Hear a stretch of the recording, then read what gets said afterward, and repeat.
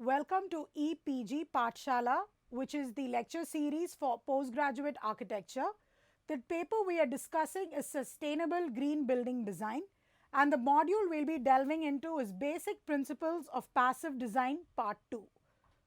Now, moving on to passive solar heating strategies. So, the main three strategies we have seen are direct gain, thermal storage wall, sun space. You might actually wonder in a country like India, why do we need solar heating strategies?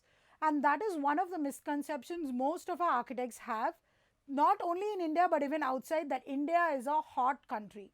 Though it is predominantly true for the most part, there are lots of parts of the country that are much colder and cooler, and unfortunately our mechanical heating systems is not as advanced as the mechanical heating systems that are available in our counterpart Western countries.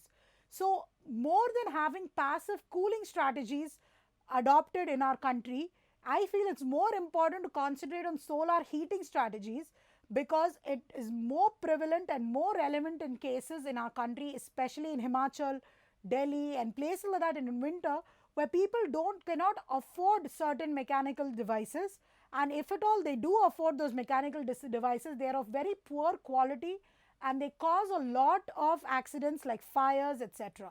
So, passive solar heating strategies cannot be ignored even for the Indian context. So, like we were discussing, we have direct gain.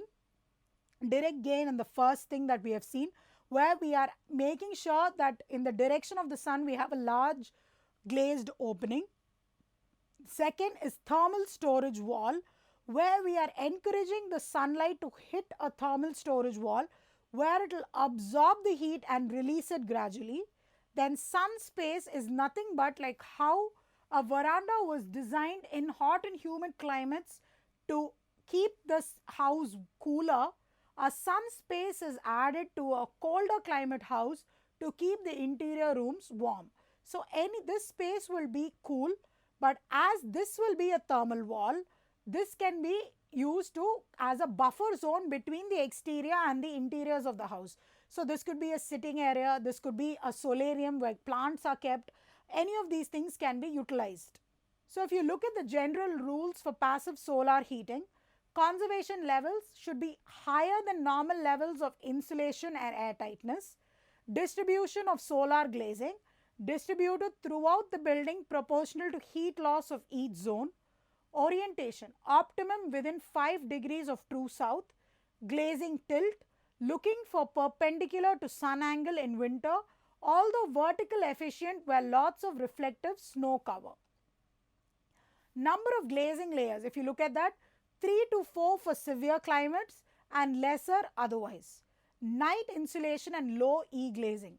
So, what this basically does is improves reduction of night heat losses, and it mixes both passive systems, which will increase the comfort level inside. So, if you look at this example over here, it's a classic direct gain for heat.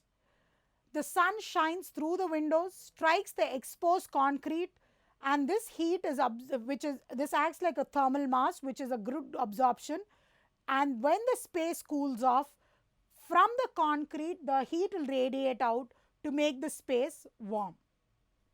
Now, if you look at these cross sections of spaces in these pictures, the sun heats the corridor. We saw in the previous slide as well.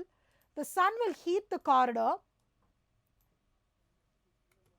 and then once during the day when the corridor is heated, then it allows for the heat to escape to the inside spaces or the interior spaces, which is basically occupied. But what happens in the night? So, this is what happens in the night. The openings are closed, which helps the office to retain the heat till morning. So, even when you come in the morning, the space is not completely cold, but it is relatively within the comfort zone. So, if you look at the first diagram over here, this is in the daytime, and this is the example of the Aldo Leopold Center in Wisconsin, which we have even seen as a good example of sustainability. So, here you have direct heat gain. This is the sun space sort of a structure that we have. Then there is the thermal mass which takes it to the interior spaces of the office. So, now the office is warm and everything. Now, in the evenings, all the openings are shut. So what is kept warm is constantly kept warm till the next morning. How do you go about now moving to the passive strategies of cooling? This is another important thing that for our Indian context is useful, because here we have another hindrance. We have no shortage of mechanically cooling devices. That in our country there is no shortage of air conditioning, HVAC, different kinds of air conditioning, tower model, cassette, whatever it is, it's all available and in plenty. So to prevent easy option of choosing that, we need to make sure people and architects especially are aware of the different strategies available for passive cooling. So now if you look at the first tier in this case, you have heat avoidance. How do you prevent heat from getting into the building? Like we have seen in our previous slides, once the heat or light is inside, it is very difficult to control it. So the first step is to avoid the heat from entering the building. And the second step is passive cooling. Say the heat has to enter the building, obviously, because for practical reasons we cannot have a cordoned off building. So how do we go about using passive cooling techniques to cool the building? And last resort is what kind of renewable sources of energy can be used for mechanical cooling. Like we saw these solar powered air conditioning, wind powered air conditioning, cooling towers, water towers, all of these are examples of passive cooling and mechanical cooling combined. What exactly is passive cooling? As much as possible, passive cooling uses natural forces, energies and heat sinks. Since the goal is to create thermal comfort during the summer, which is the overheated period, our options are we can either cool the building by removing the heat from the building by finding a heat sink, or the second option we have is raising the comfort zone sufficiently to include high indoor temperature by increasing air velocity so that the comfort zone shifts to higher temperatures. So here there are two ways of dealing with it. We have to first identify a heat sink, which means that we can find a place where all the heat can be absorbed by. Or the next thing is, usually what happens, what is the purpose of a fan? The fan doesn't change the temperature of the room. Air conditioner changes the temperature of a room. But what a fan does is, it keeps the air in motion, which will ensure that the room is cool and comfortable. So that is what we can do. We have to play with the air velocity, create an air shaft, a stack effect or something, where we push the air into the room at a greater velocity, which will keep the place vibrant and light. So passive cooling relies on two primary strategies. First and foremost, prevent heat from getting into the building.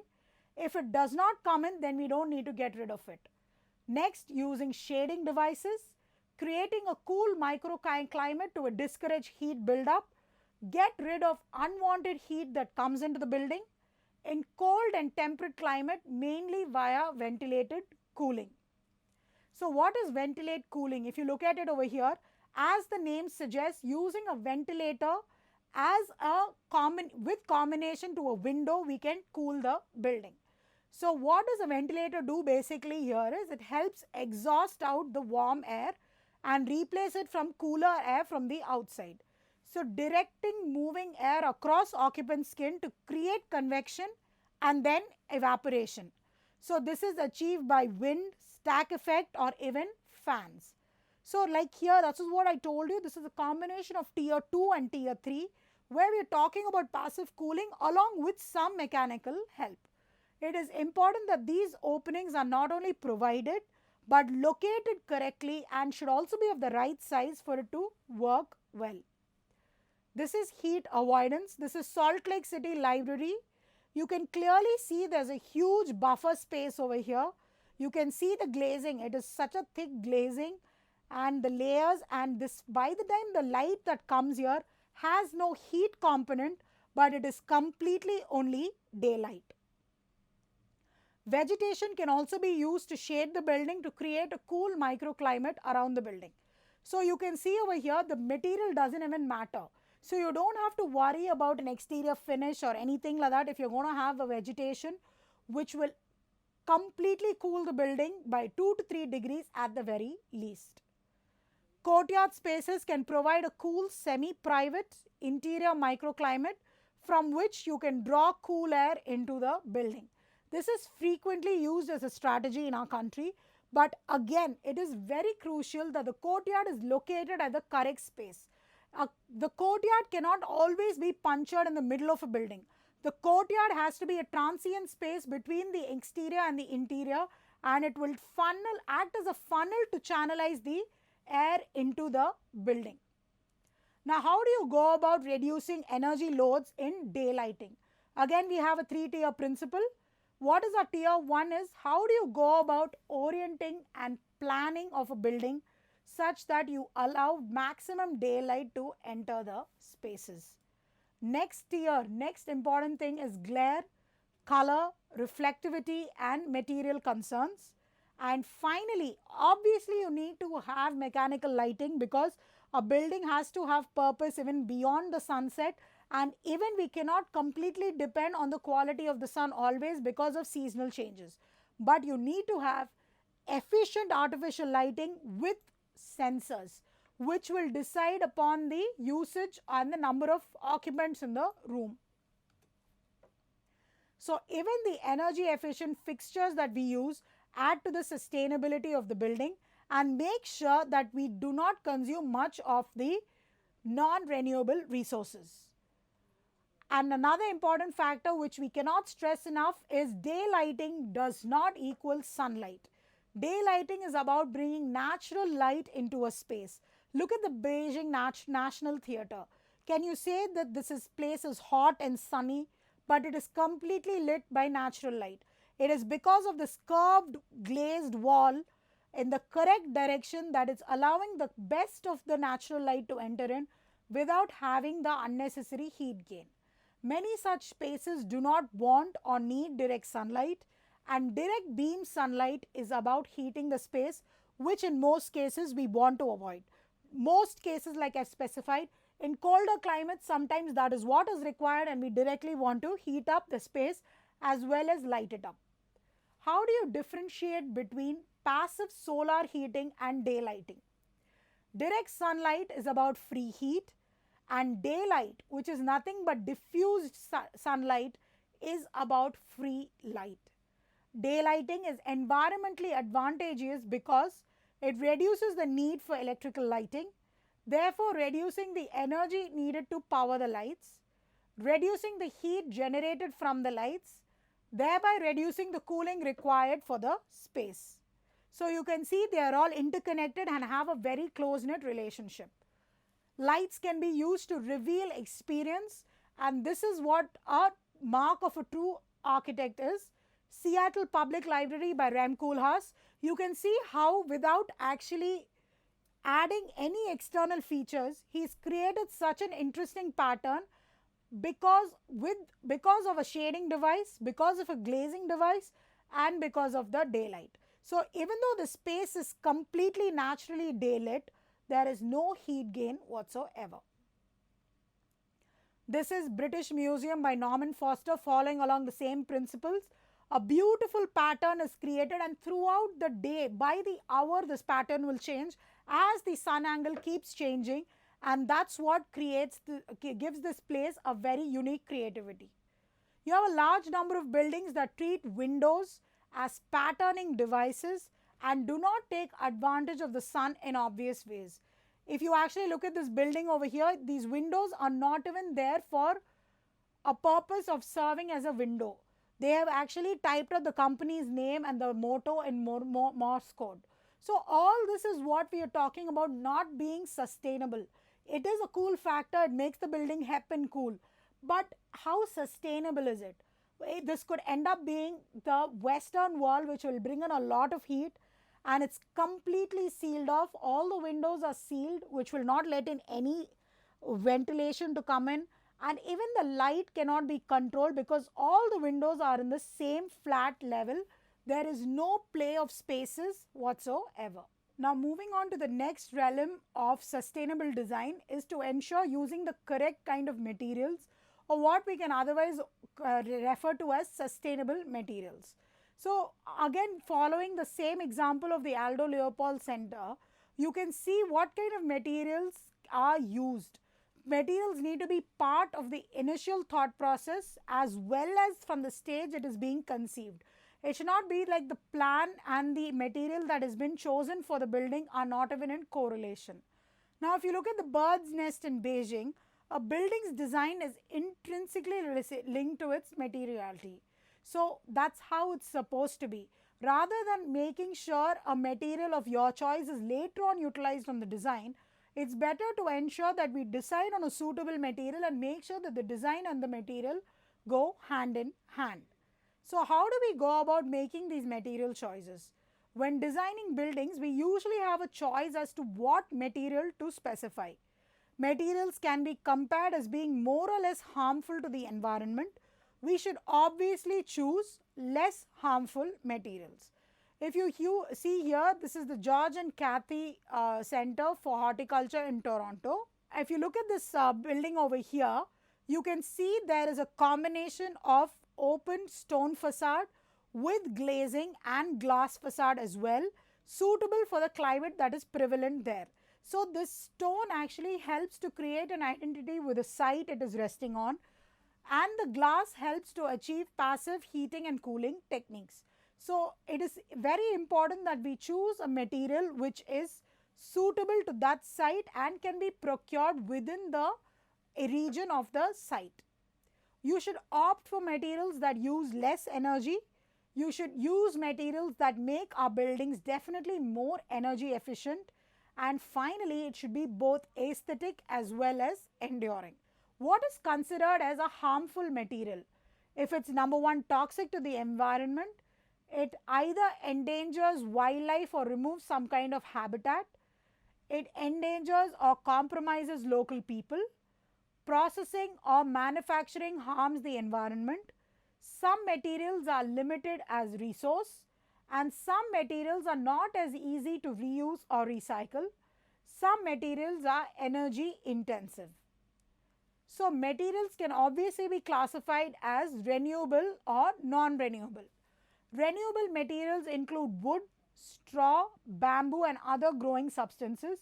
Though in this context, I should tell you that wood, even though is considered renewable, in some cases it is considered not good to use because number one, it promotes deforestation and felling of trees, which is not a good thing. And the second thing is, in countries like Canada, North America, wood is in abundance. But if you look at countries like India and China, deforestation is the only source of providing wood. So, wood I would not consider a renewable resource, though for all practical and scientific purposes it is considered renewable. Non-renewable materials include metals, stones and items that do not basically keep growing. It is preferable to use renewable materials, but when it is not possible, one can source recycled materials or materials with significant recycled component, such as steel, where a good percentage of the product is actually put back in the manufacture of goods at the end of life, which is nothing but scrap value. Metal, steel and all has a very high scrap value. Reuse materials, which is preferred as it's not necessary to put additional energy into manufacturing the product. Preference is almost always given to the use of more durable, long-lasting materials. It is expensive to have to replace windows, roofing materials as well as cladding. Expense can be measured both in terms of dollars as well as energy. And when I say energy, every element or material has an associated energy element to it along with a greenhouse gas emission. So, if you think of embodied energy, this is what when we say every material has an inherent energy component. So, embodied energy is nothing but the energy associated with harvesting or mining, manufacture, transportation and construction of that material. Transportation energy is significant for all materials even if they are of the renewable variety. And when I say that, it means if we choose to get some kind of timber that is not locally available but it has to be procured from thousands of kilometers, then it is embodied energy of the building substantially goes up.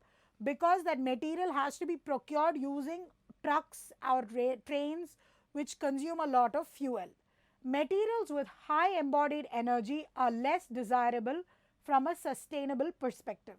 And this is what we need to keep in mind when we construct a building. All the materials that we choose have to have a suitable embodied energy, and we have to keep this embodied energy in mind even when the building is in use, as well as when the building is considered ready for demolition. When we demolish a building, so much of embodied energy is actually lost because every brick has a particular embodied energy.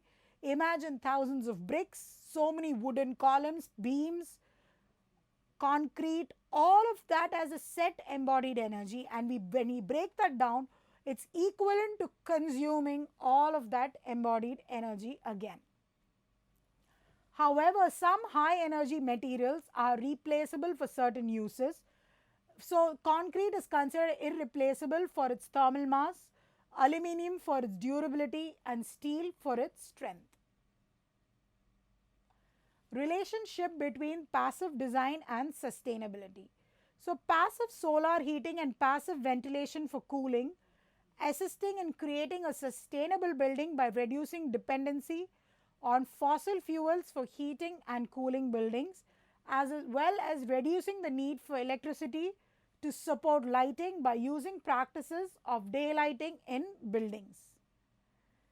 In LEED, passive design assists in gaining points in the energy and atmosphere category, as well as air quality, as passive design promotes natural ventilation and daylighting strategies. So, we have to make sure that all design buildings are not strongly passive versus all passively designed buildings are not considered very strongly sustainable. So, how do we talk about retaining versus rejecting heat? Materials can be classed as those that retain heat and those that reject heat. Heat retention is useful if we wish to tear the free energy component from the sun in the material. Heat rejection is also called insulation. Insulating materials are used to retard the heat flow through the building envelope. So, depending on what kind of climate our building is in, we have to decide whether we want to retain the heat or we want to reject the heat. And that has to be done in the level of entry itself, because once some kind of heat enters the building, it cannot be sent out. And it's better, if we want to retain the heat, that we bring in devices to bring in the heat in such a way and that it cannot exit the building at the speed it is entering. And that's what we use our glazing devices for, like we have discussed in the previous presentation. Insulation at a very high is essential in all elements of cold climate building envelope. Thermal bridges are points in the building envelope where there is insulation that is lacking. Thermal bridges are to be avoided as they result in heat loss and normally even degradation of the building envelope at the point of breach. So, when you have a cold climate, you have to ensure that heat is retained really well. So, once you have heat staying into the building, and for some reason insulation materials, obviously for practical purposes, not a never ending length. They are done in passages and pieces. So, when they are done in these pieces, it has to be ensured that it's continuous, and it cannot be done in such a fashion that there are huge gaps between these, because these gaps are considered thermal bridges where the heat will again escape, and to get it back into the building is not going to be a very easy process.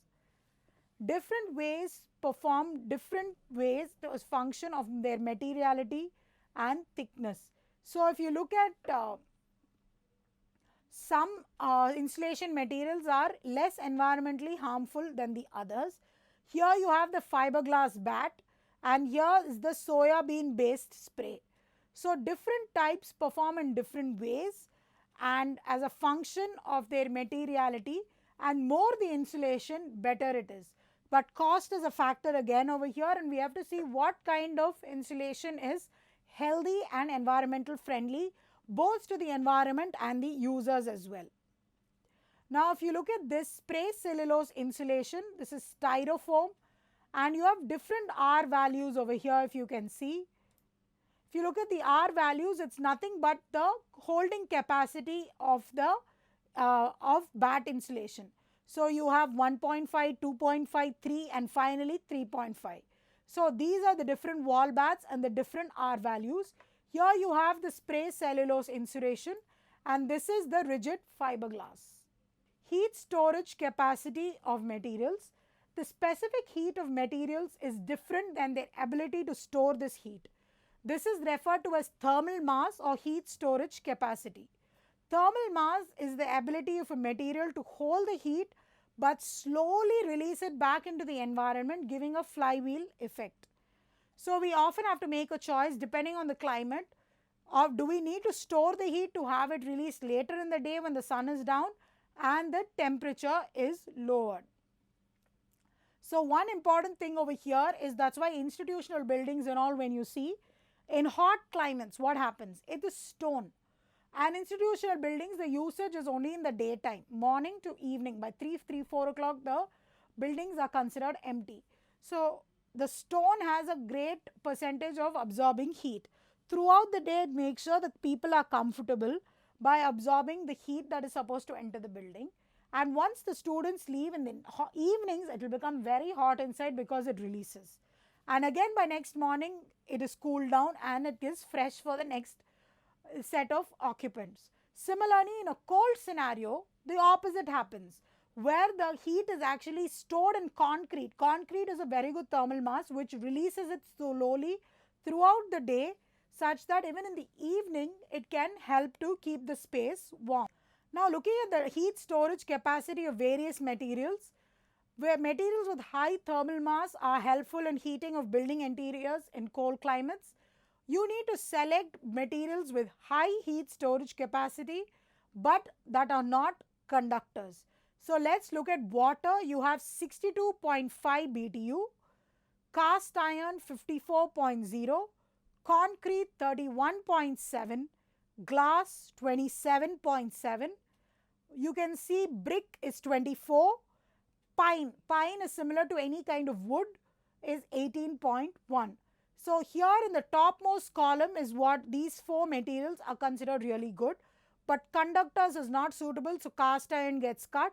So water, concrete and glass.